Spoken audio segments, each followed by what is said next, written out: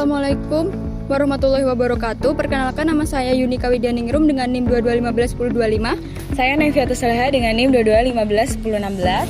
Saya Amelia Putri dengan NIM 22151008. Saya Ahmad Royan Rizky dengan NIM 22151004. Saya Ahmad Syaifuddin dengan NIM 22151024. Kami mahasiswa Prodi Agronomi dari Fakultas Pertanian Universitas Jember, mata kuliah budidaya kacang dan umbi dengan dosen pengampu Dr. Insinyur Dena Eryani Munandar MP dan Profesor Dr. Insinyur Soleh Afifi MSI. Di sini kami akan menjelaskan tentang terkait budidaya tanaman porang. merupakan penjelasan, pengertian, dan syarat tumbuh dari tanaman porang dengan nama latin Amorphophallus muelleri, dan saya mengambil citasi dari jurnal ilmiah dan dari Kementerian Pertanian. Porang adalah tumbuhan semak atau herba dari famili Araceae, penghasil umbi dan burdil. Tinggi tanaman budidaya bisa mencapai 1 sampai 1,75 meter dengan batang tegak dan daun yang bercabang. Umbi berwarna coklat tua, bulbil berada di ketiak daun dan berfungsi sebagai bibit vegetatif. Umbi porang kaya akan glukonanan yaitu sekitar 35-55%, mengandung pati sekitar 76%, protein sekitar 9,2%, serat sekitar 25% dan sangat rendah lemak yaitu hanya sekitar 0,2%. Pada ketinggian atau iklim, tanaman porang dapat tumbuh dari 0 sampai 700 mdpl, tetapi ideal di 100 hingga 600 mdpl. Untuk lahan terbuka minimal 400 mdpl, namun sebaiknya memakai paranet dan ketersediaan air yang cukup. Suhu udara ideal antara 24 hingga 34 derajat Celcius dan suhu tanahnya sekitar 17 hingga 28 derajat Celcius. Untuk curah hujan tahunannya 1200 hingga 2000 mm dengan periode kering 1-3 bulan atau curah hujannya kurang dari 60 mm per bulan dan kecepatan angin tidak berlebihan yaitu kurang dari atau sama dengan 4 mm per detik. Yang selanjutnya yaitu tanah dan drainase. Tanah gembur bertekstur ringan atau lempung berpasir, kaya bahan organik dan memiliki drainase yang baik merupakan tanah tempat tumbuh porang yang sangat baik. Untuk kisaran pH ideal antara 6 sampai 7,5, optimalnya 6 sampai 7. Toleran pada pH sedikit asam yaitu sekitar 5,5 sampai 6,5.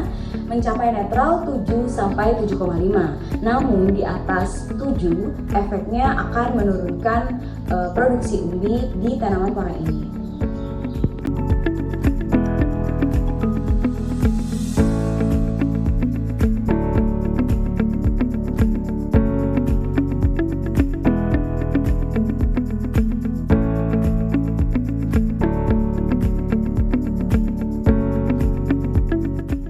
Saya akan menjelaskan bagaimana cara persemaian pada tanaman porang melalui biji. Metode ini membutuhkan kesabaran yang lebih karena biji porang membutuhkan waktu untuk berkecambah dan tumbuh. Untuk hal pertama yang bisa dilakukan yaitu persiapan biji. Pilih biji porang yang berasal dari bunga atau spata yang sudah tua, biasanya berwarna kemerahan atau kecoklatan. Pastikan biji sehat dan tidak cacat. Kemudian yang kedua yaitu bersihkan biji dari sisa-sisa bunga atau kotoran. Kemudian rendam biji dalam air hangat sekitar 50 derajat Celcius selama 24 jam untuk mempercepat proses perkecambahan. Kemudian bisa juga ditambahkan fungisida sistematik dosis rendah untuk mencegah tumbuhnya jamur. Selanjutnya itu ada media persemaian. Siapkan media semai di polybag kecil ukuran 10 x 15 cm atau bedengan persemaian. Kemudian campuran media yang baik adalah tanah gembur, pupuk kandang atau kompos, dan sekam bakar dengan perbandingan 1:1:1. Pastikan media subur dan memiliki drainase yang baik. Selanjutnya itu ada sterilkan media. Persemaian dengan menjemurnya di bawah sinar matahari atau menggunakan fungisida. Proses yang selanjutnya yaitu penanaman biji. Tanam biji porang pada kedalaman sekitar 1-2 cm Tutupi biji dengan media tanam tipis, kemudian siram perlahan untuk menjaga kelembaban. Untuk perawatan persemaian sendiri yaitu ada penyiraman. Lakukan penyiraman secara teratur 1-2 kali sehari tergantung kondisi cuaca. Kemudian jaga kelembaban media namun jangan sampai tergenang. Selanjutnya yaitu ada naungan. Berikan naungan 50-75% untuk melindungi bibit dari sengatan matahari langsung, terutama saat masih kecil. Untuk pengendalian hama sendiri bisa diamati secara rutin tanda-tanda serangan hama atau penyakit. Lakukan tindakan pencegahan atau pengendalian jika diperlukan. Kemudian selanjutnya ada penyiangan. Bersihkan gulma yang tumbuh di sekitar bibit agar tidak berebut nutrisi. Kemudian ada pemindahan bibit. Pada biji porang akan berkecambah dalam 1-3 bulan. Bibit siap dipindahkan ke lahan setelah memiliki 2-3 daun atau mencapai tinggi sekitar 15-20 cm. Biasanya setelah 4-6 bulan. Sekian penjelasan persemaian atau pembibitan tanaman porang.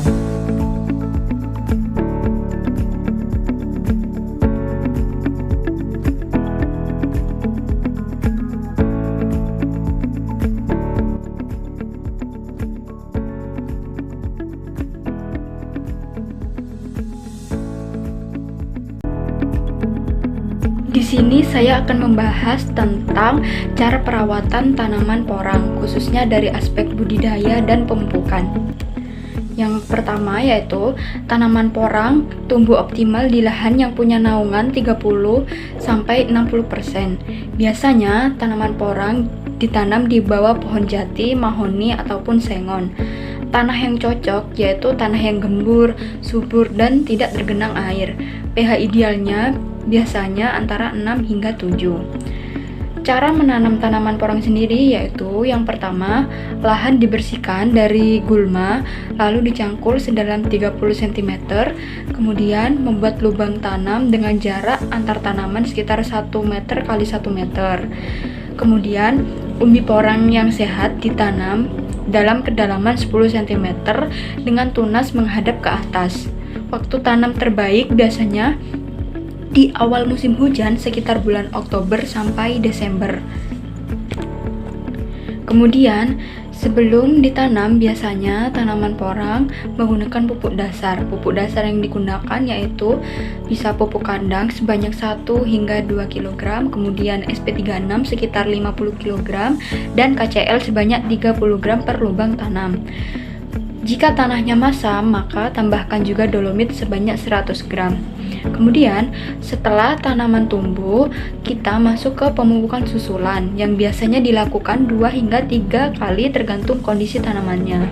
Biasanya, pupuk susulan ini dalam waktu 1 bulan itu dapat dipupuk dengan urea, ZA atau KCl dengan dosis 10 hingga 20 gram. Kemudian, pupuk susulan ketiga bulan yaitu dapat menggunakan urea ZA dan KCl dengan dosis 20 dan 30 gram. Kemudian perawatan tanaman porang yaitu yang pertama penyulaman. Penyulaman sendiri dilakukan 2 minggu setelah tanam untuk mengganti tanaman yang mati. Kemudian penyiangan gulma dilakukan secara rutin supaya pertumbuhan tanaman porang tidak terganggu. Kemudian penggemburan tanah dibuat untuk agar akar tumbuh lebih baik. Kemudian pemangkasan daun pohon penaung juga perlu dilakukan jika sudah terlalu lebat pohonnya agar tanaman porang tidak kekurangan cahaya. Semisal ada hama, maka disemprot insektisida maupun fungisida seperti itu. Mungkin sekian penjelasan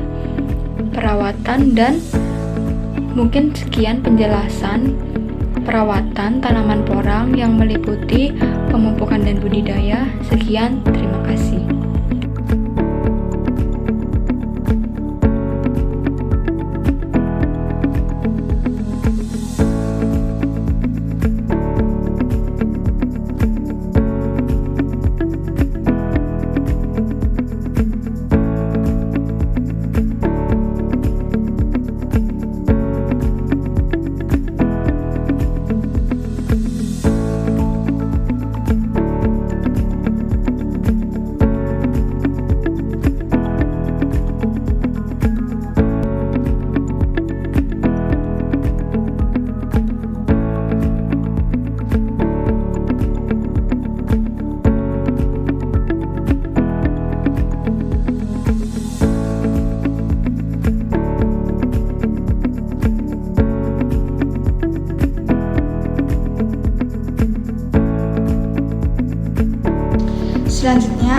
adalah pemanenan dan penyimpanan tanaman porang menurut Jurnal Kementerian Pertanian pada budidaya pertanian tanaman porang.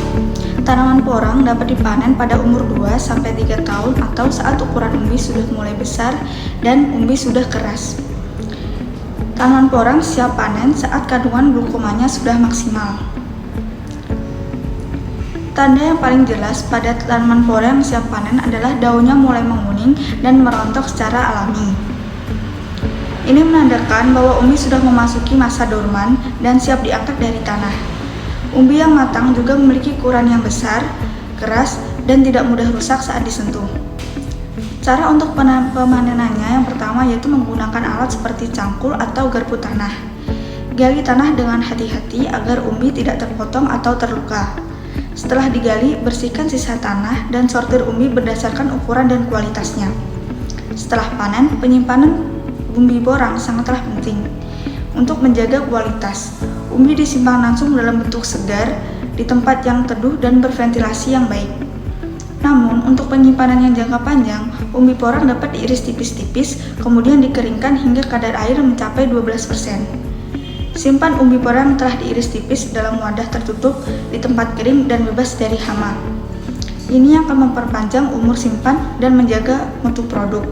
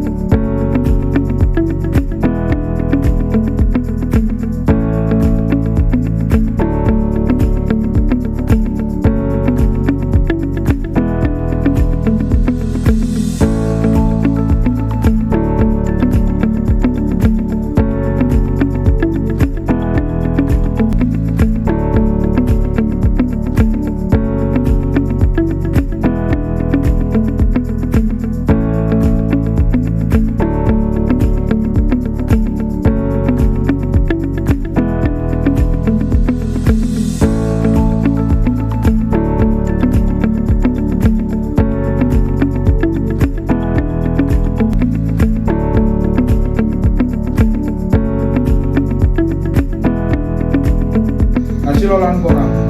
Tepung pertama, porang dapat diolah menjadi tepung glukomanan atau koncafor. Untuk fungsi dari tepung glukomanan adalah bahan dasar makanan sehat, tinggi serat dan rendah kalori. Dan manfaatnya cocok buat diet, bisa jadi pengganti karbohidrat. Pertama, aplikasi nasi shirataki, mie shirataki dan jelly, permen dan boba sehat. Untuk produksi yang kedua adalah chips porang irisan kering. Fungsi bahan mentah, ekspor ke Jepang, Tiongkok, dan Korea. Manfaatnya diolah lebih lanjut jadi tepung konjac atau gelatin nabati. Yang ketiga, untuk menjadi olahan porang itu adalah mie shirataki. Mie shirataki dikenal dengan adalah untuk konsumsi orang yang memiliki gula darah tinggi.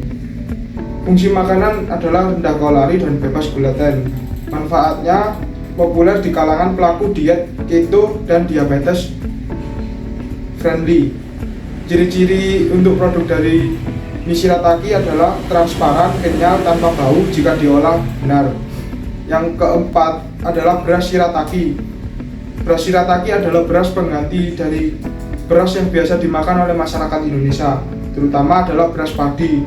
Beras shirataki adalah beras olahan dari tanaman porang yang dikembangkan oleh negara Jepang.